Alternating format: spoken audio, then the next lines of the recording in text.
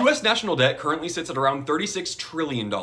But where did that number come from? The national debt comes from Congress spending more money than it can collect through taxes. So say the government plans next year's budget to be $3.5 trillion, but it only collects $2.5 trillion through taxes. That then leaves us with a $1 trillion budget deficit. To cover that deficit, the government borrows money, usually by selling bonds, which are basically like IOUs that get paid back with interest over time. All that borrowing combined, that's the national debt, which has been steadily climbing since 2000. Now, contrary to popular belief, both Democrats and Republicans share the blame for our high debt. Looking at this chart, you can see they've both consistently raised the debt and borrowed more instead of sticking to a balanced budget. So does the national debt matter? Absolutely. The bigger the debt, the more we owe in interest. Over the next 5 years, interest payments are expected to rise by 30%. This means more of our national budget will be taken up by paying off interest, allowing less money to be spent on almost everything else the government does. And then comes the debt ceiling. That's the limit Congress sets on how much money the government is allowed to borrow. Contrary to popular belief, raising the debt ceiling does not authorize new spending. It simply allows the government to borrow money it needs to cover spending that has already been approved.